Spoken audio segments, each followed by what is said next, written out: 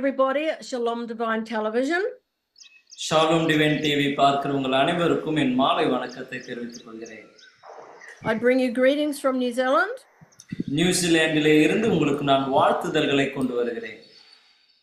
We've been having a look at the parables of Jesus and the hidden meaning in the parables.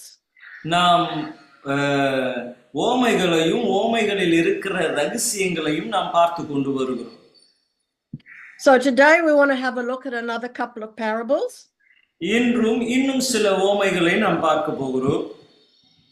We're going to start with the parable of the Good Samaritan in Luke chapter 10. Lucas விசேஷம் 10ஆம் அதிகாரத்திலே சொல்லப்பட்டிருக்கிற நல்ல சமாரியனை குறித்து நாம் பார்க்க போகிறோம். In verse 25, there was a certain lawyer that came to Jesus asking about eternal life. And Jesus replied by asking him what was written in the law.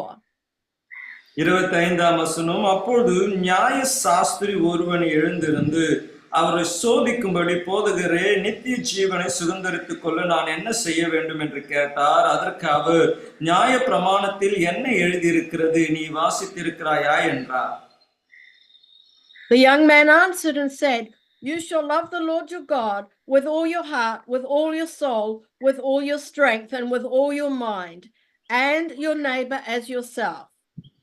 27ஆம் வசனம், அவன் பிரதியுத்தரமாக, உன் தேவனாகிய கர்த்தரிடத்தில் உன் முழு இருதயத்தோடு, உன் முழு ஆத்மாவோடு, உன் முழு பலத்தோடு, உன் முழு சிந்தையோடு அன்பு கூர்ந்து, உன்னிடத்தில் அன்பு கூறுகிறது போல பிறனிடத்திலும் அன்பு கூர்வாயாக என்று எழுதியிருக்கிறது என்றார்.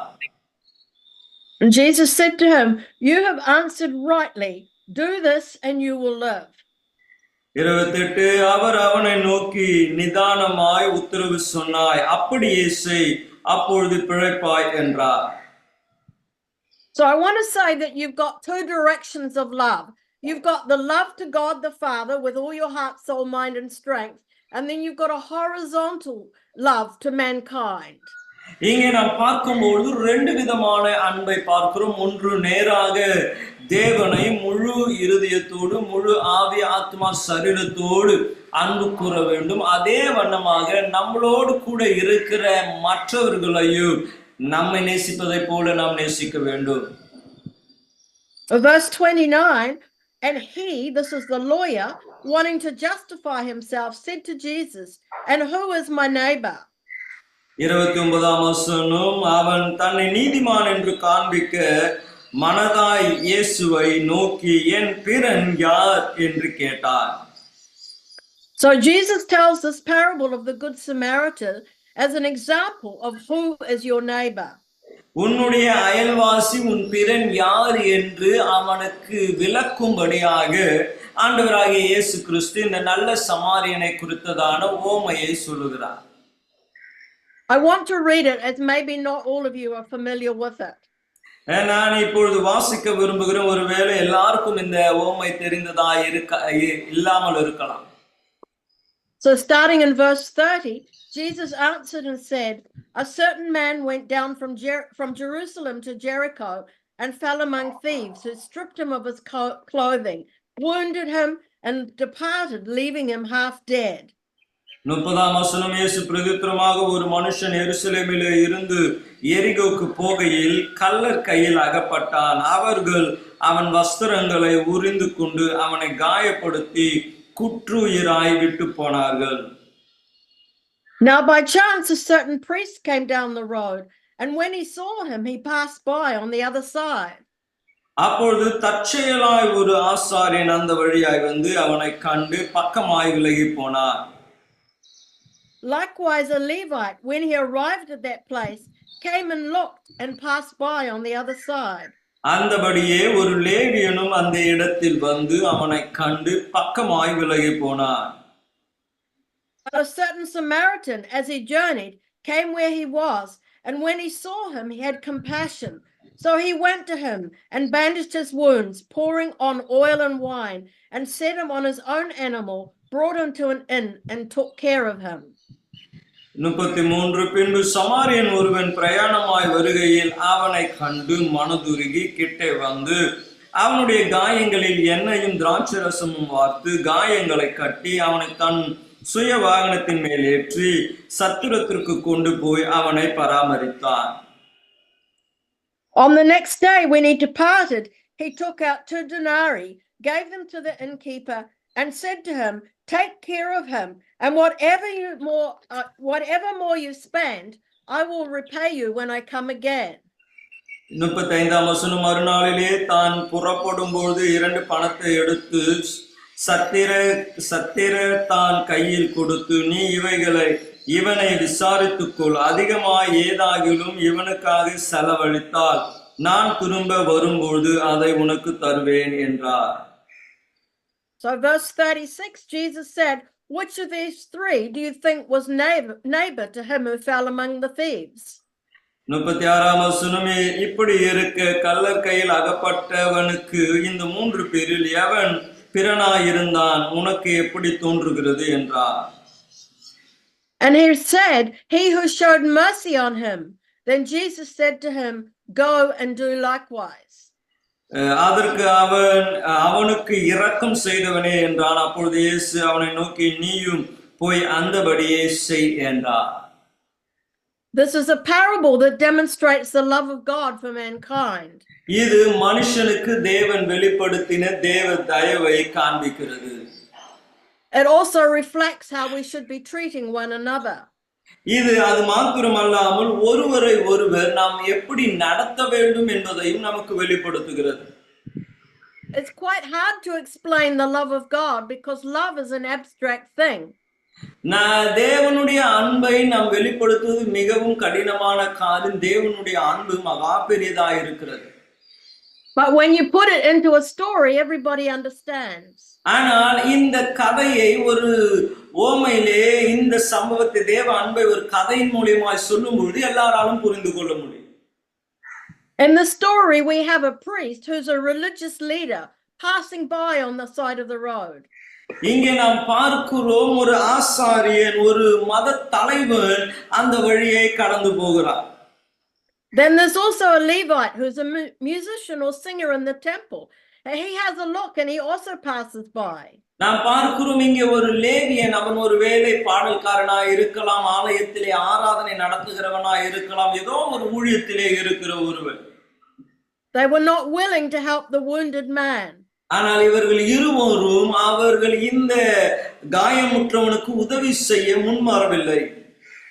But then a Samaritan who's a foreigner saw him and had compassion on him and helped him. இங்கேயோ ஒரு சமாரியனை பார்க்கிறோம், அவன் அந்நியனாயிருந்தும் இவன் மேல் மனதுருகினான். An example of how we should help others. இது நமக்கு ஒரு எடுத்துக்காட்டாய் எப்படி மற்றவர்களுக்கு உதவியாய் இருக்க வேண்டும் என்று காண்பிக்கப்படுகிறது. Remember at the beginning Jesus said, "Do this and you will live."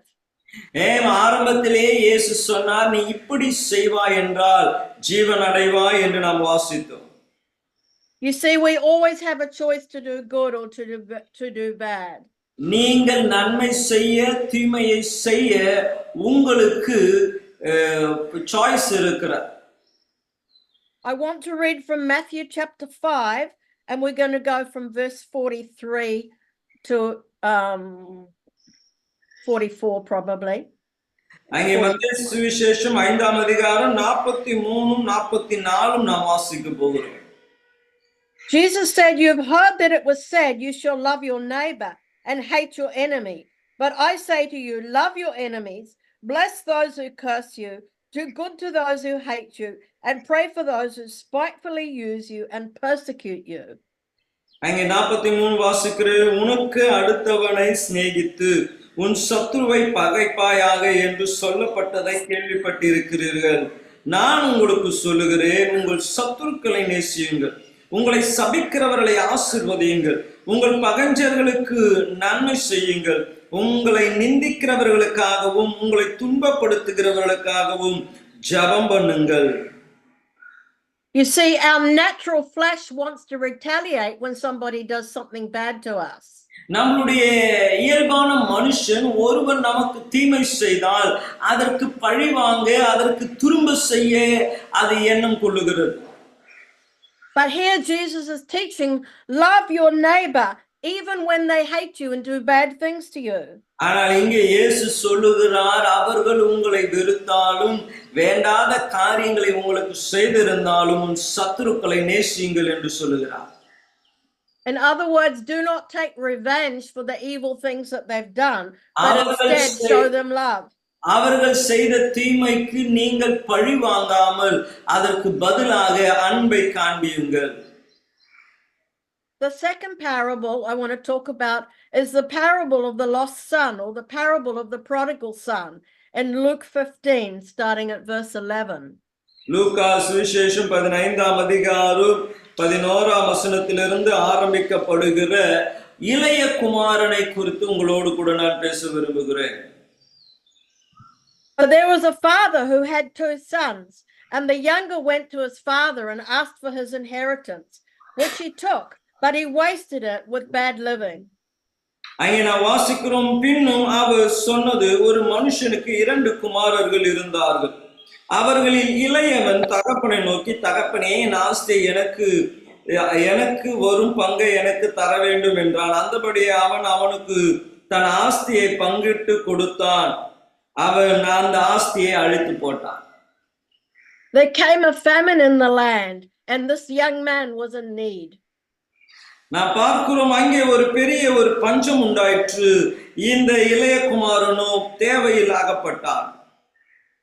He got a job looking after pigs, and the famine was so severe that the pigs were eating better than he was.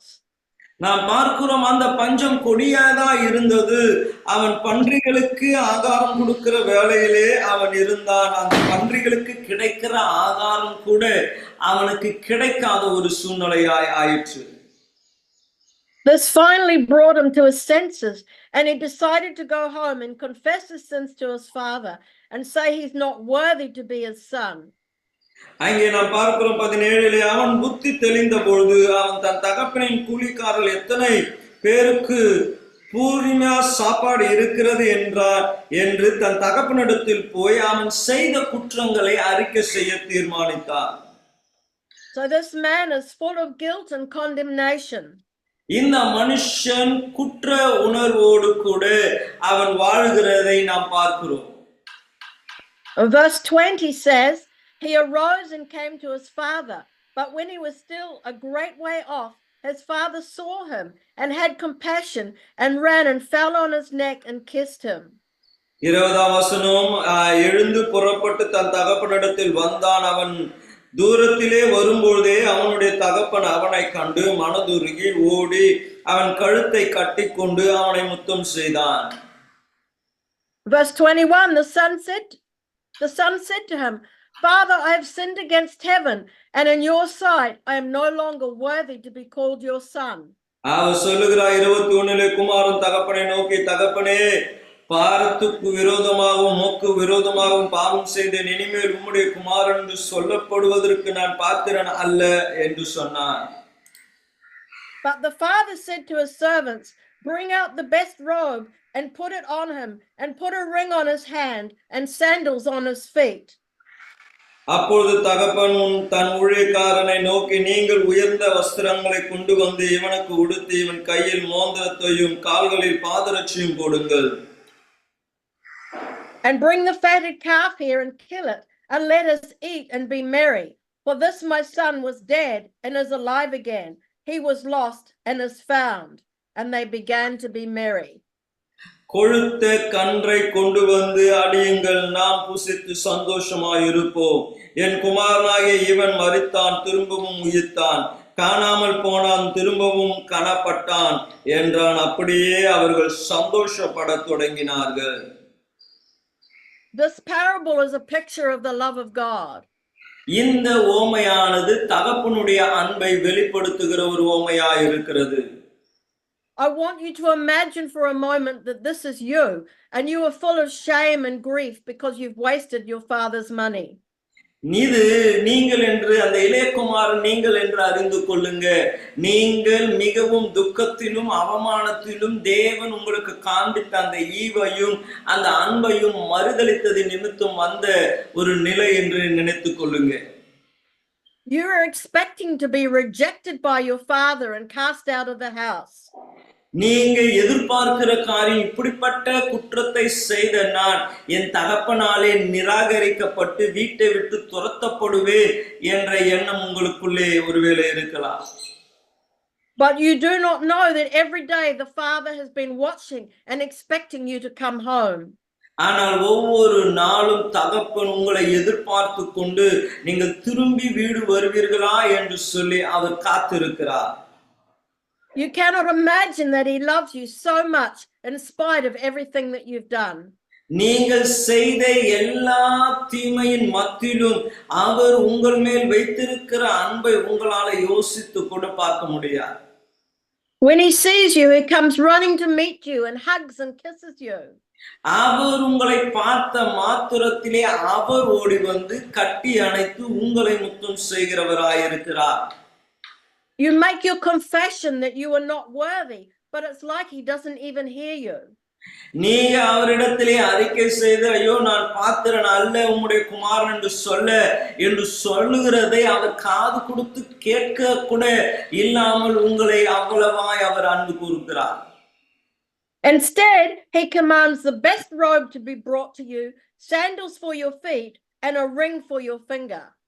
ஆனால் அவர் செய்த காரியம், விலையேற பெற்ற வஸ்திரத்தையும் அவர் உங்களை உடுத்தி கரங்களிலே மோதிரங்களையும் கால்களிலே பாதரட்சிகளையும் அவர் கொடுக்கிறதை பார்க்கிறோம். Now the robe speaks of a sonship being restored. அந்த வஸ்திரமானது அவர் குமாரன் என்ற ஸ்தானம் மறுபடியும் அவருக்கு கொடுக்கப்பட்டிருக்கிறதை காண்பிக்கிறது. The sandals give him status that he is no longer a slave. அவர் போட்டிருக்கிற அந்த பாதரட்சை அவர் இனி அடிமை அல்ல என்று அவருடைய ஸ்தானத்தை நிலைநிறுத்துகிறதா இருக்கிறது. And the ring speaks of authority. அது மோதிரம் எதை காண்பிக்கிறது என்றால் அதிகாரத்தை காண்பிக்கிறது. Not only are you accepted back, but not as a slave or hired hand, but as a fully restored son. அவர் ஒரு அடிமையாக விற்கப்பட்டவனாய் அவர் குமாரனை பார்க்காமல் தன்னுடைய குமாரனாய் முன்பு இருந்த அதே ஸ்தானத்தில் இருக்கிறவராய் அவரை பார்த்தார். This demonstrates the love of God for his children that lose their way in life. இது தேவனை வழியை விட்டு விலகி போன அவருடைய பிள்ளைகளுக்கான ஒரு ஓமையாய் இருக்கிறது. When we repent and come back to the Father, there is always forgiveness. நீங்கள் மனம் திரும்பி தேவனிடத்திலே திரும்பி வந்தால் எப்பொழுதும் உங்களை அவர் தன்னுடைய குமாரனாய் ஏற்றுக்கொள்ள ஆயத்தமாய் இருக்கிறார். The Bible says when we confess our sins, he will forgive us and cleanse us of all unrighteousness. வேதம் சொல்லுகிறது, நாம் பாவங்களை அறிக்கை செய்தால் அவர் சகல பாவங்களையும் நம்மை விட்டு நீக்கி நம்மை சுத்திகரிக்கிறவராய் இருக்கிறார். Father never stopped loving the son in spite of his son's bad behavior. பிள்ளையினுடைய தவறான அந்த கொள்கை அந்த செயல்முறைகளை பார்த்த பின்பு தகப்பனுடைய அன்பு அவன் மேல் கொஞ்சமும் குறைந்து போகவில்லை. It's the same for us. Even when we're at our lowest, if we reach out to God and call upon his name, he hears us and he accepts us. இதுதான் நம்மளுக்குரிய ஒரு காரியமாய் இருக்கிறது. நாம் எப்படிப்பட்ட நிலையிலே இருந்தாலும் நாம் மனம் திரும்பி இயேசுவை நோக்கி நாம் கூப்பிடுவோம் என்றால் அவர் நம்முடைய சத்தத்தை கேட்டு நமக்கு உதவி செய்ய அவர் ஆயத்தமாய் இருக்கிறார். Jeremiah 29 verses 12 to 14. எரேமியா 29ஆம் அதிகாரத்திலே நாம் வாசிக்கிறோம். Just the first part of 14 says, "Then you will call upon me and go and pray to me, and I will listen to you. And you will seek me and find me when you search for me with all your heart, and I will be found of you, says the Lord." அங்கே 12:13 வசனம், அப்பொழுது நீங்கள் கூடி வந்து என்னை தொழுது கொண்டு என்னை நோக்கி விண்ணப்பம் பண்ணுவீர்கள், நான் உங்களுக்கு செவி கொடுப்பேன். உங்கள் முழு இருதயத்தோடு என்னை தேடுவீர்களானால் என்னை தேடுகையில் கண்டுபிடிப்பீர்கள். Jeremiah 33:3 says, "Call unto me, and I will answer you and show you great and mighty things which you do not know." எரேமியா 33ஆம் அதிகாரம் 3ஆம் வசனம் சொல்லுகிறது, என்னை நோக்கி கூப்பிடு, அப்பொழுது நான் உனக்கு உத்தரவு கொடுத்து நீ அறியாததும் உனக்கு எட்டாததுமான பெரிய காரியங்களை உனக்கு அறிவிப்பேன் என்று சொல்லுகிறார். In Psalm 61 verses 1 to 2, சங்கீதம் 61:1-2 வசனங்களை வாசிப்போம் என்றால், it says, hear my cry, O God, attend to my prayer. From the ends of the earth I will cry to you. When my heart is overwhelmed, lead me to the rock that is higher than I. அங்கே சொல்லப்படுகிறது, தேவனே என் கூப்பிடுதலை கேட்டு என் விண்ணப்பத்தை கவனியும். என் இருதயம் தொய்ந்து போய் பூமியின் கடையாந்திரங்களில் இருந்து உம்மை நோக்கி கூப்பிடுவேன். எனக்கு எட்டாத உயரமான கன்மலையில் என்னை கொண்டு போய்விடும். I really love this scripture. இந்த வசனம் எனக்கு ரொம்ப பிடித்த ஒரு வசனம். It means when things get too hard, when you cannot cope, you can cry out to God and he will hear your prayer.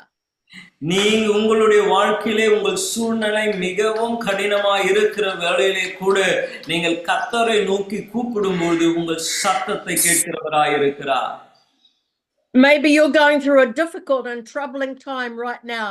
You can just call out to the Lord and he will hear you. ஒருவேளை இப்பொழுது கூட நீங்கள் ஒரு கடினமான பாதையிலே கடந்து போய் கொண்டு இருக்கலாம். நீங்கள் இப்பொழுது இயேசுவை நோக்கி கூப்பிட்டால் கூட அவர் உங்களுக்கு உதவி செய்ய ஆயத்தமாய் இருக்கிறார். And let's go back to the parable, verse 25. நாம் மறுபடியுமாக அந்த உவமைக்கு கடந்து போவோம். 25ஆம் வசனம். Now the older son was in the field, and as he came and drew near the house, he heard music and dancing. 25 அவனுடைய மூத்த குமாரன் வயலில் இருந்து வந்தான். அவன் திரும்ப வீட்டிற்கு சமீபமாய் வரும்பொழுது கீத வாக்கியத்தையும் நடன கலிப்பையும் கேட்டு, So he called one of the servants and asked what this meant. ஊழியக்காரரில் ஒருவனை அழைத்து இது என்ன என்று விசாரித்தான். And he said to him, your brother has come, and because he's received him safe and sound, your father has killed the fatted calf. அதற்கு அவன், உம்முடைய சகோதரன் வந்தார், அவர் மறுபடியும் சுகத்துடனே உம்முடைய தகப்பனிடத்தில் வந்து சேர்ந்தபடினாலே அவருக்காக கொழுத்த கன்றை அடிப்பித்தார் என்றார்.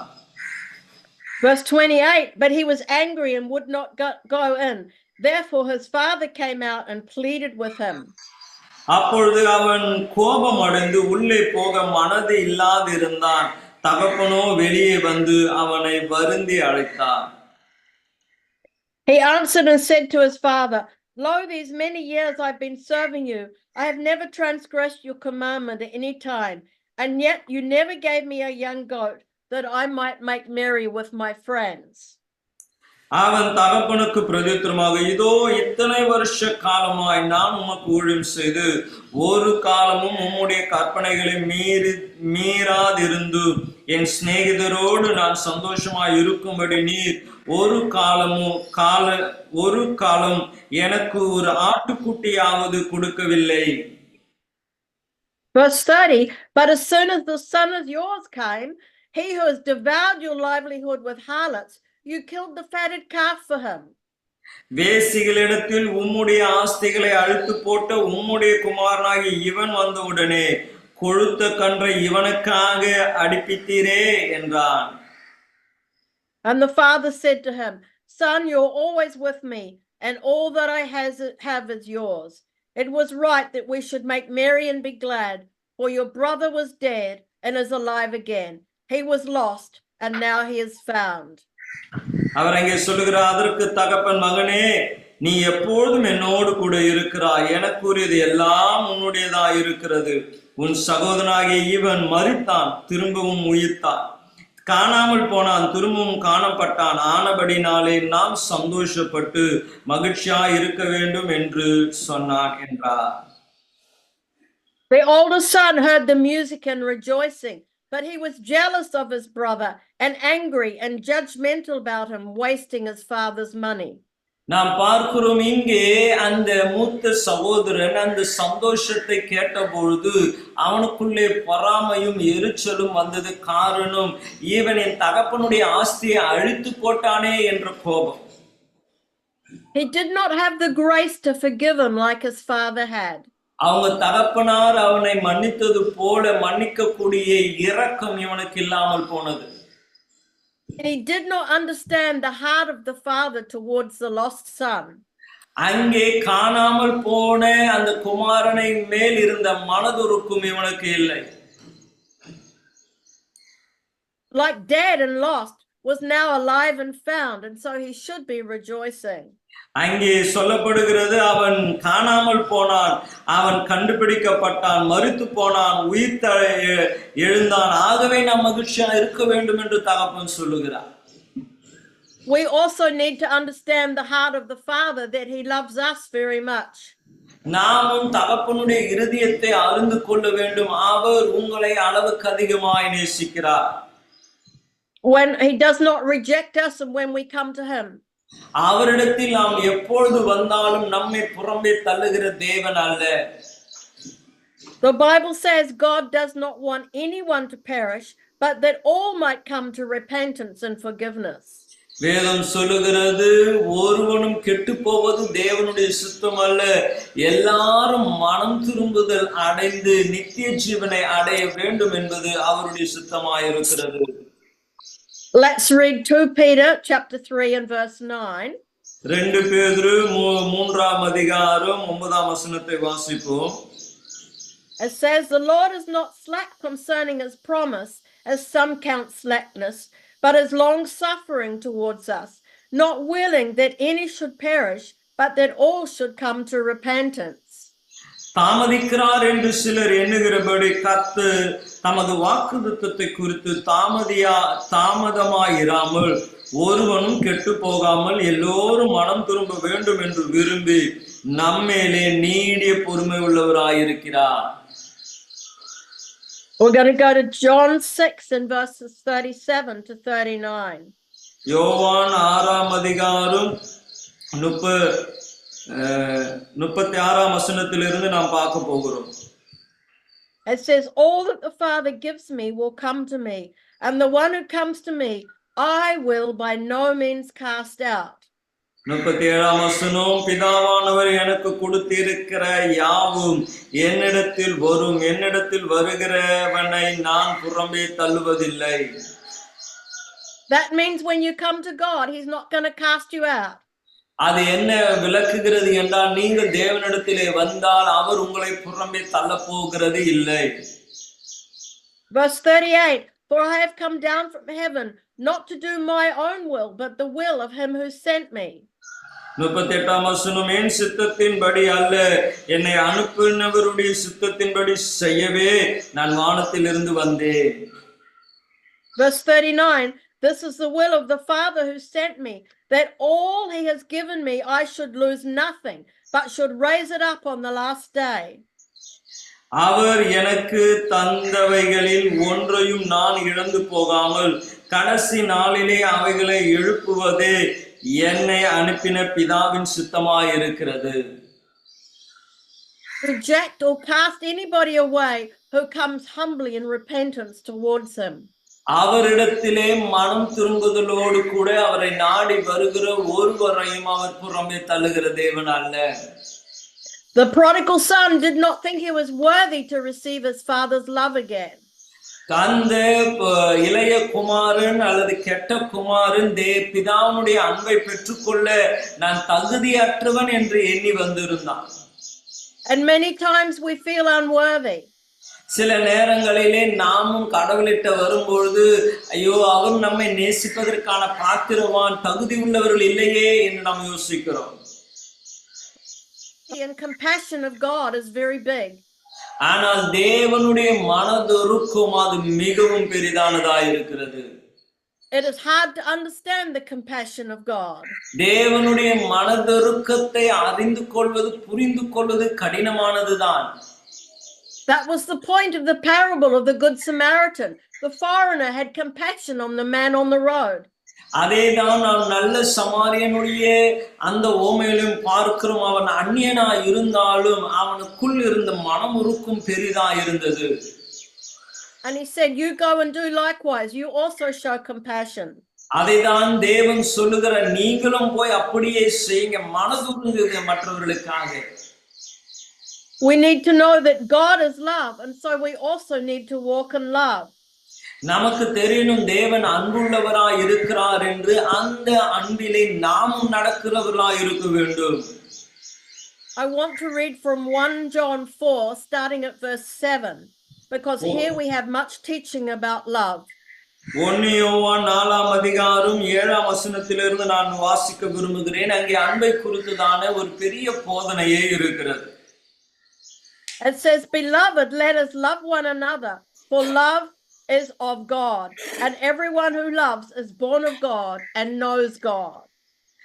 7ஆம் வசனம், பிரியமானவர்களே, ஒருவரில் ஒருவர் அன்பாய் இருக்க கடவும், ஏனெனில் அன்பு தேவனால் உண்டாய் இருக்கிறது. அன்புள்ளவன் எவனும் தேவனால் பிறந்து அவரை அறிந்தும் இருக்கிறார். Verse 8, he who does not love does not know God, for God is love. 8ஆம் வசனம், அன்பில்லாதவன் தேவனை அறியான், தேவன் அன்பாகவே இருக்கிறார். And this, the love of God, was manifested towards us, that God has sent his only begotten Son into the world, that we might live through him. 9ஆம் வசனம், தம்முடைய ஒரே பேரான குமாரனாலே நாம் பிழைக்கும்படிக்கு தேவன் அவரை இவ்வுலகத்திலே அனுப்பினதினால் தேவன் நம்மேல் வைத்த அன்பை வெளிப்பட்டது. The only begotten Son is Jesus Christ. அந்த ஒரே பேரான குமாரன் ஆண்டவராகிய இயேசு கிறிஸ்து. He was sent into the world to die for us, that we might not have to die. அவர் இந்த பூமியிலே அனுப்பப்பட்ட நோக்கம் நமக்காய் மரிக்கும்படியாய், அது நிமித்தம் நாம் மரிக்க வேண்டிய அவசியம் இல்லை. Verse 10, and this is love, not that we love God, but that he loved us and sent his Son to be the propitiation for our sins. 10ஆம் வசனம், நாம் தேவனிடத்தில் அன்பு கூர்ந்ததினால் அல்ல, அவர் நம்மிடத்தில் அன்பு கூர்ந்து நம்முடைய பாவங்களை நிவர்த்தி செய்கிற கிருபாதார பலியாக தம்முடைய குமாரனை அனுப்பினதினால் அன்பு உண்டாயிருக்கிறது. In other words, he became the sacrifice for our sins. அது என்னவென்றால், இயேசு நமக்காய் பலியானார் என்று நாம் பார்க்கிறோம். Verse 11, beloved, if God so loved us, we also ought to love one another. 11ஆம் வசனம், பிரியமானவர்களே, தேவன் இவ்விதமாய் நம்மிடத்தில் அன்பு கூர்ந்திருக்க நாமும் ஒருவரிடத்தில் ஒருவர் அன்பு கூற கடனாளிகளாய் இருக்கிறோம். We go down to verse 20. 20ஆம் வசனத்திற்கு போவோம் என்றால், if someone says I love God and hates his brother, he is a liar. For he who does not love his brother whom he's seen, how can he love God whom he's not seen? தேவனிடத்தில் அன்பு கூறுகிறேன் என்று ஒருவன் சொல்லியும் தன் சகோதரனை பகைத்தால் அவன் பொய்யன். தான் கண்ட சகோதரனிடத்தில் அன்பு கூறாமல் இருக்கிறவன் தான் காணாத தேவனிடத்தில் எப்படி அன்பு கூறுவான்? Verse 21, and this commandment we have from him, that he who loves God must love his brother also. 21ஆம் வசனம், தேவனிடத்தில் அன்பு கூறுகிறவன் தன் சகோதரனிடத்திலும் அன்பு கூற வேண்டும் என்பது இந்த கற்பனையை அவராலே பெற்றிருக்கிறோம். So we go back to the commandment, you shall love the Lord your God with all your heart, soul, mind and strength, and you shall love your neighbor as yourself. நாம் ஏற்கனவே வாசித்த அந்த வசனத்திற்கு நாம் கடந்து போகிறோம். முன் தேவனாகிய கர்த்தரை முழு ஆவி, ஆத்மா, சரீரத்தோடு பலத்தோடு அன்பு கூர்வாயாக, அதே வண்ணமாக உன் அயல்வாசியையும் உன்னை போல நேசிப்பாயாக என்ற கற்பனைக்கு. And the way we're going to love one another is by letting God's love come into us and love us. மற்றவர்களை நாம் நேசிக்க வேண்டுமே என்றால் தேவனுடைய அன்பு நமக்குள்ளே பிரவேசித்து தேவனை போல நேசிக்க தேவனுடைய அன்புக்கு நாம் இடம் கொடுக்க வேண்டும். Let us pray. ஜெபிப்போமே. Lord, we come before you today. ஆண்டவரே, இந்த நாளிலே உமக்கு முன்பதாய் நாங்கள் வருகிறோம். And like the prodigal son, we say we are not worthy to be in your presence. ஆண்டவரே, அந்த இளைய குமாரனைப் போல உம்முடைய சமூகத்தில் வருவதற்கு எங்களுக்கு தகுதி இல்லை. But we thank you when we cry out to you that you forgive us of all our sins. ஆனால் உம்முடைய சமூகத்திலே நாங்கள் கூப்பிட்டு அழும்பொழுது எங்களுடைய பாவங்களை எல்லாம் மன்னிக்க நீர் வல்லமை உள்ளவராய் இருக்கிறபடியால் உம்மை துதிக்கிறோம். Lord, I thank you for everybody listening that you accept them as your son. ஆண்டவரே, இந்த நாளிலே யாரெல்லாம் இதை கேட்டுக்கொண்டு இருக்கிறார்களோ அவர்களை எல்லாம் உம்முடைய பிள்ளைகளாய் நீர் ஏற்றுக்கொள்ள வேண்டும் என்று நான் ஜெபிக்கிறேன். You forgive every sin and you forgive every weakness. அவருடைய எல்லா பாவங்களையும் பலவீனங்களையும் தேவன் நீர் அவர்களுக்கு மன்னித்தருளும். And Lord, as they come before you, I'm asking, Lord, that you just put your seal upon them as your children. ஆண்டவரே, அவர்கள் உம்மிடத்தில் வரும்போது உம்முடைய பிள்ளைகள் என்ற முத்திரையை அவர்கள் மேல் நீர் பதிக்கும்படியாக ஜெபிக்கிறோம். Thank you, Lord, for your great love that you don't reject us. ஆண்டவரே, நீர் எங்கள் மேல் வைத்த உம்முடைய பெரிதான அன்பிற்காய் ஸ்தோத்திரம். எங்களை நீர் கைவிடவில்லையே. But you accept us into your kingdom as your children. உம்முடைய ராஜ்யத்திலே உம்முடைய பிள்ளைகளாய் எங்களை ஏற்றுக்கொண்டதற்காக நன்றி. We thank you, Lord, for your love. உம்முடைய அன்பிற்காக நாங்கள் நன்றி செலுத்துகிறோம். We thank you for your mercy towards us. உம்முடைய இரக்கத்திற்காக எங்கள் மேல் காண்பித்த உம்முடைய இரக்கத்திற்காக நன்றி செலுத்துகிறோம். And we love you in Jesus' name. Amen. உம்மை நேசிக்கிறோம், இயேசுவின் நாமத்தில் ஜெபிக்கிறோம் நல்ல பிதாவே. ஆமென். Amen. God bless you. கர்த்தர் உங்களை ஆசீர்வதிப்பார்.